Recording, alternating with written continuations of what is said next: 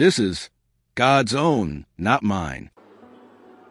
You see many marriages today, to hear people say, hey, I'm going to quit the marriage, I'm tired.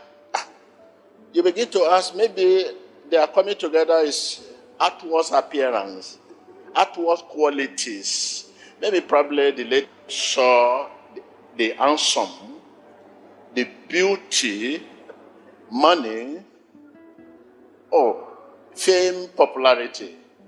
Maybe probably that is the cause of their coming together as a husband and wife. Anything can break that marriage. Anything can break that marriage. If outward quality is the basis of coming together as wife, husband, forget. They will soon what? Tell me. They will soon separate. But if coming together is as a result of what seems beyond human comprehension, from the heart, the love from the heart, you have decided. Nothing can break. The Lord that bring you together, only Him that can separate you. Not situation, not name calling, not someone came to say, your husband is a criminal. Can't you know? This is the picture. We caught him. So no, I'm not interested in the marriage. Situation will never break marriage that God bring together. Challenges will never break the marriage God bring together. Trouble would never break the marriage the Lord bring together. It's not possible. Even death. If death comes, that cannot separate that marriage. Can't you hear what Paul said? What can separate me from the love of God? Every love of Christian is love of God. Because our love sees beyond hatred, see beyond trouble, see beyond challenges, see beyond condition, beyond. So if trouble comes and you have the love of Christ, that love will still stand. Trouble will not say, no, I'm not love you again, because you're a criminal. No, that is not love of God. Only God, the Father of love. So that is it. This is why you keep round, around. Someone you separated from last 2, 3, 7 years is your friend today. If you knew that this man would be your savior, you would not want to separate from him. But because you have selfish love, material love, classic love for people. Look at politics today. Everywhere all over the world, Africa, Western world, America politics, all over. We have seen where a man will say this man is a criminal, we can't vote for him, but when he won the election, he's the one that also wants to be the Minister of External Affairs. Love of God is the answer to your problem. Just love and see whether you will not be healed. Just love whether you will not be delivered. You just need love of God. It sees beyond hatred. If I express the love of God to you, I will never separate from you because of trouble. Unless God say separate. No matter the trouble will not quit me from that love. Because if you have trouble with me and I quit from you, what of tomorrow if you are now there to be the one to help me? What will I do? I will still come back to you. And this is what is happening today. People you see as enemy today seem to be your savior tomorrow. And people keep going back to their former friend, your former politician friend, your former businessman, your former this. Even in marriage, people they have quit. No, I'm not interested in the marriage. They are now forced to go back again to remarry. Me, I don't know what you people are talking about. You say somebody is bad, unless God say the person is bad.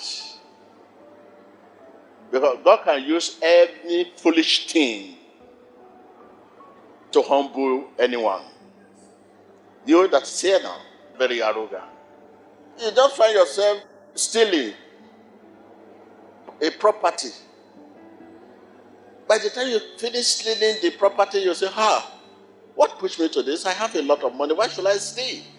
But because something has to humble you. It may be sickness. When you become so arrogant, that sickness will just come.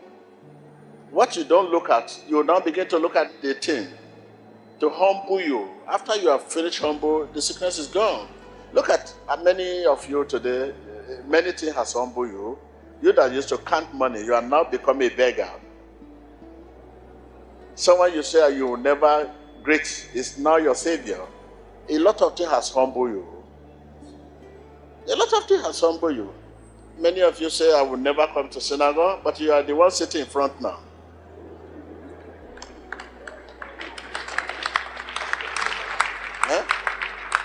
And you are even telling cameraman, please, camera me. When we start dancing, some people will be doing. They want their people to see them at home, that I'm here. And these are the people that say, over my dead body. Can you see?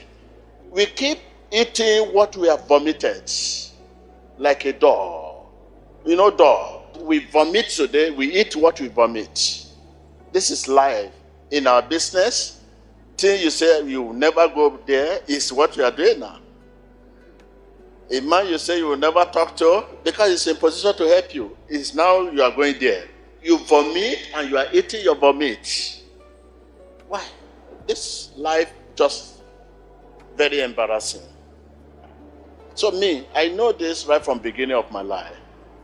When you curse me or you abuse me, you lie, I will not talk.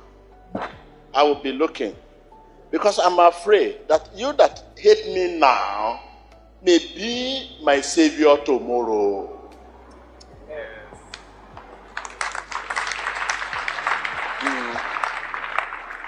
Yes.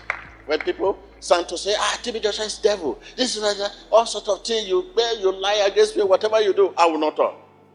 I will be looking at tomorrow. Not now. The fear I have is, if you are bad now, if you are very bad now, very, very bad, even if you are worse now, you may be the best man tomorrow.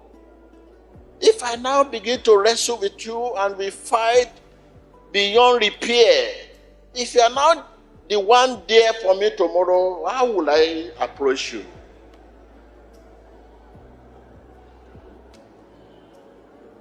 But you have done a lot to fight your enemy, fight those who fight you, trying to do all sorts of things.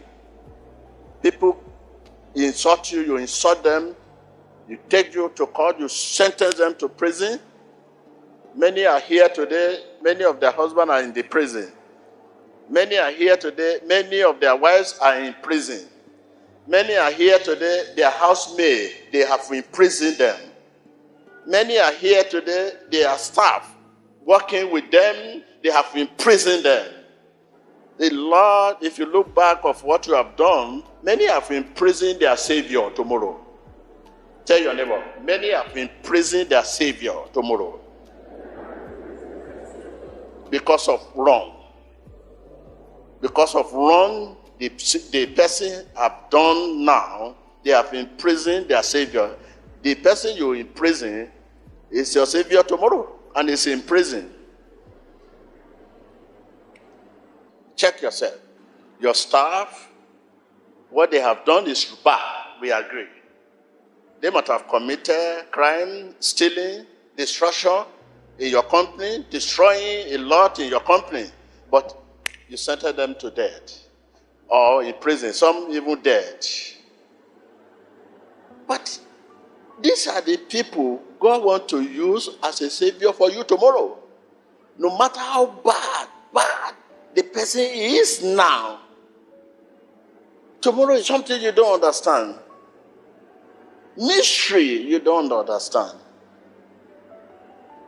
But because you are claiming your right, oh no. This man insult me, embarrassed me, stolen my property. You sentence him to prison. But the same man is your savior tomorrow. You will need savior tomorrow and is there. It could be savior to your children tomorrow. This is why the Bible says, forgive those who have what? So when you want to say, Father, forgive me. Have you forgiven those who have wronged you? You say, forgive us as we forgive those who have what? This is what it meant. Father, forgive us as we forgive those who have. The condition is you have to forgive them before he can forgive you. Even the Bible, the book of Galatians said it. It says, if you have caught someone in act of sin or mistake, you caught somebody stealing. He said, you should restore that person gently. To restore somebody back is to counsel the person, to talk to the person, not to judge the person. Because if you turn to judge, who will judge you on the last day? If there is anything I fear most, if you say, David Joshua, what do you fear much? Tomorrow. When I say tomorrow, I mean next. Say, if I turn, by the period I will turn here is tomorrow. What I mean? I fear.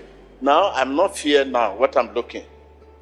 But I'm fear what I'll see next. Because you own now. But God owns our future.